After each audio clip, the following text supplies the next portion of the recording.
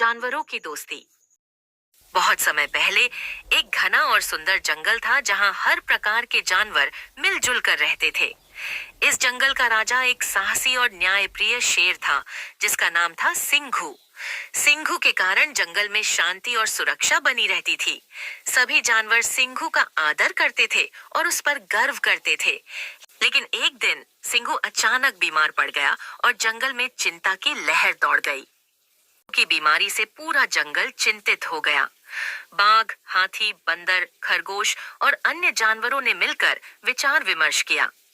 एक दिन एक चतुर सियार जिसका नाम चालू था ने सुझाव दिया, हमें पहाड़ी के दूसरी तरफ वाले जंगल में जाना होगा। वहाँ एक बूढ़ा कछुआ रहता है जिसे सभी प्रकार की बीमारियों का इलाज पता है। उसका नाम कच्छू है। सभी जानवरों ने चालू के सुझाव का समर्थन किया। छोटे खरगोश चिक्कू, बंदर मंटू और हाथी बलराम ने इस साहसिक यात्रा पर जाने का निर्णय लिया। वे तीनों ही बहुत बहादुर और अपने राजा के प्रति निष्ठावान थे। चिक्कू, मंटू और बलराम ने यात्रा शुरू की। उन्हें कई कठिनाइयों का सामना करना पड़ा। सबसे पहले उन्हें एक बड़ी नदी पार करनी पड़ी जिसमें बड़े बड़े मगरमच्छ रहते थे।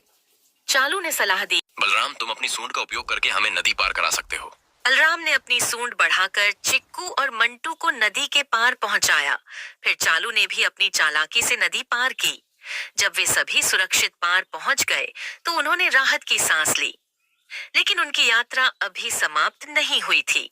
आगे पहाड़ियां और जंगल की कठिनाइयां उनका इंतजार कर रही थीं। जब वे पहाड़ी के पास पहुंचे तो ऊंचाई देखकर मंटू डरने लगा। मंटू ने कहा, मुझे ऊंचाई से बहुत डर लगता है। चिक्कू ने उसे समझाया, डरने की कोई बात नहीं है मंटू, हम सब साथ हैं और एक दूसरे का सहारा बनेंगे। बलराम ने अपनी सूंड का उपयोग करके चिक्कू और मंटू को ऊपर चढ़ने में मदद की।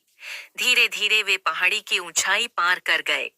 इस दौरान सभी ने एक दूसरे का हौसला बढ़ाया और अपनी एकता का परिचय दिया। आखिरकार वे बूढ़े कछुए कच्छू के पास पहुंच गए। कच्छू ने उनकी समस्या ध्यान से सुनी और उन्हें एक विशेष औषधि दी। उसने कहा, यह औषधि सिंघू को तुरंत ठीक कर देगी, लेकिन याद रखना, इसे देते समय तुम्हें सच्चे दिल से उसकी भलाई की कामना करनी होगी। चिक्कू, मंटू और बलराम ने कच्छू को धन्यवाद दिया और औषधि लेकर वापस जंगल की ओर चल पड़े। वे जानते थे कि समय बहुत महत्वपूर्ण है। वापसी यात्रा में भी उन्हें कई चुनौतियों का सामना करना पड़ा, लेकिन वे अपने उद्देश्य को लेकर दृढ़ थे। जब वे नदी के पास पहुंचे तो बलराम ने फिर से अपनी सूंड का उपयोग किया और सबको सुरक्षित पार कराया। पहाड़ी उतरते समय उन्होंने एक दूसरे का सहारा लिया और सुरक्षित नीचे उतरे। जंगल के करीब पहुंचते ही उन्होंने अपनी गति बढ़ा दी। सभी जानवर उनके स्वागत के लिए खड़े थे। जब उन्होंने सिंघू को औषधि दी तो सभी ने सच्चे दिल से उसकी भलाई की कामना की। औषधि का असर होते ही शेर सिंघू की तबीयत में सुधार होने लगा। कुछ ही दिनों में वह पूरी तरह से ठीक हो गया। सिंघू के स्वस्थ होने के बाद जंगल में फिर से खुशी और शांति लौट आई। सभी जानवरों ने चिक्कू, मंटू और बलराम की बहादुरी और उनकी दोस्ती की सराहना की।